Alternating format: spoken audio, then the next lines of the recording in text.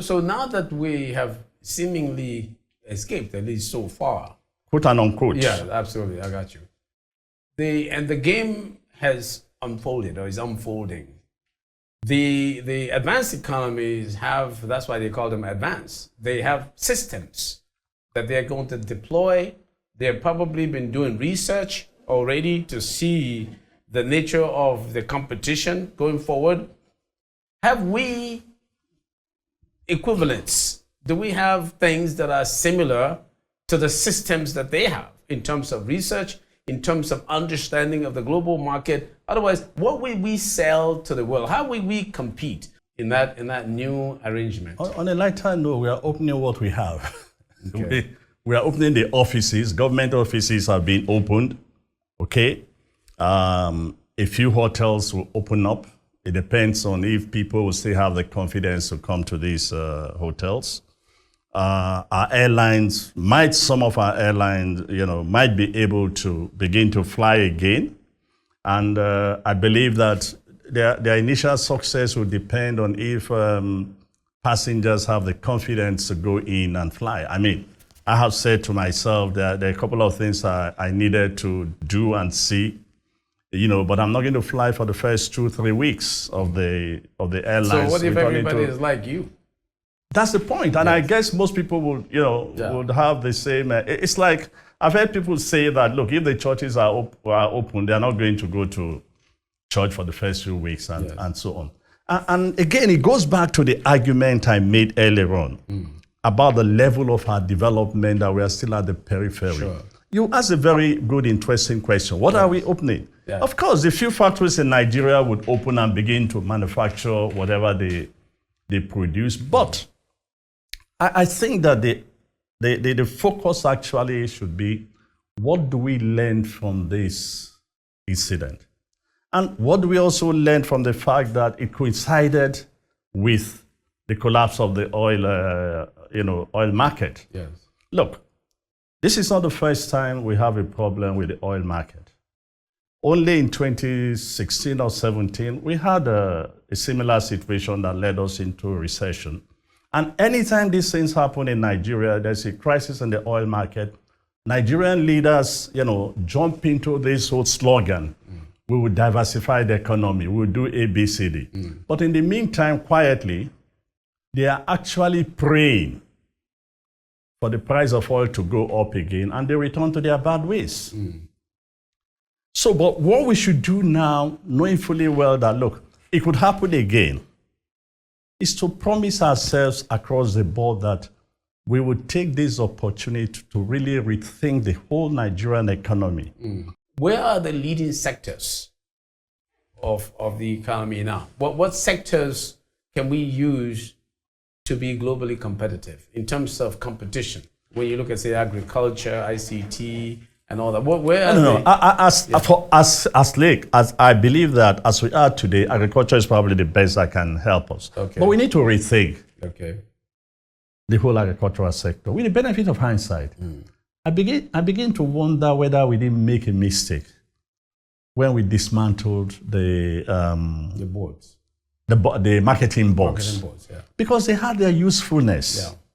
And if we are going to go back to agriculture and want to do export, want to encourage farmers to produce, to keep producing, we need to give strong thoughts to the marketing board, because they set the rules, they set the standard, they set the price. Should that be a regional thing, a federal thing, or a state thing? It could be both, but more like a regional thing in order to, or it could also be on products. Okay. As I saw recently, someone sent me a good paper on this. I think it's in one of these islands down the south, Madagascar. Madagascar, okay. And I think Mauritius. So they are able to, what's the problem with our cocoa? We produce a lot of cocoa, but it's not doing well in the international market. Poor standard. Somebody needs to find a way to say that we look after this cocoa product. This is what is the standard of what is required. It's treated nicely, packaged, and send that. But let me say this. Every part of this country, every region actually, if you talk on a regional basis, they have the potential to contribute to the growth of this country, not just one region, not just dependence on oil, because everybody can do agriculture and survive. It depends on whether, again, we have the political will, the foresight, the vision, and not short term. Look, by this time next year, for example, by this time next year, we are back to the election cycle. Every governor in the country will now be thinking of who succeeds. New aspirants will be coming up the stream. And invariably, as we have seen in the last 20 years, that derails, and the governors on the states begin to struggle to end strong. But they are also distracted by the question. Look, you can see what's happening in Ondo. You can see what's happening in Edo today. How can a governor who is struggling for survival actually focus on doing anything between now and the party primaries? It's almost impossible. Let's face it, we're all human beings. It's almost impossible. And to tell you that it's not only in this country, you can see as well that Donald Trump has abandoned COVID-19 and is more interested in his re-election. That's what he's doing. So for him, opening up means that open up, if the economy begins to pick up, I stand a good chance of being re-elected. So that's what leaders do today all over the world. When you look at the situation, suppose COVID-19 stays with us for a long time. Suppose we don't have an upper hand over it in the next year, 2, 3, and we have to deal with it and live with it as we have done with malaria, except that this one is a little bit more potent than malaria, the way it looks. How can we succeed with our regional arrangements, with our way out of quagmire as we've had it, at the regional level, say in Nigeria, and also at the Africa continental level, especially in light of the new Africa Continental Free Trade Area? But let's start from home. How can we succeed if the virus stays with us? And I suppose they conquer it in other countries, but we are not able to conquer it completely, and it stays with us like malaria. How can we succeed? First, I'm not sure any country can conquer it without a vaccine or some medication that will make it effective. But your question is very interesting because it reminded me of when I served in Addis and used to attend ECA meetings, the Economic Commission of Africa. And there was one of Professor Adedi's advisor, Dr. Ladner, who was a PAMSEC many years ago. I think he's from Sierra Leone extraction. He used to pose this question at almost every meeting.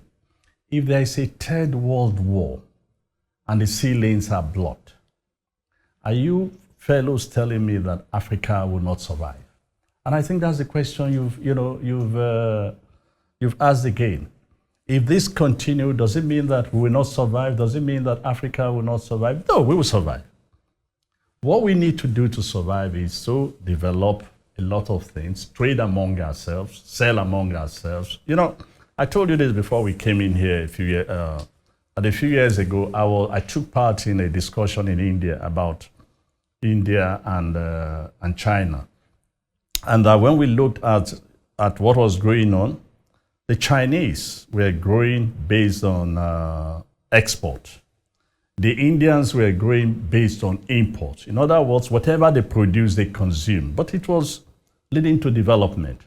So that's what we need to do.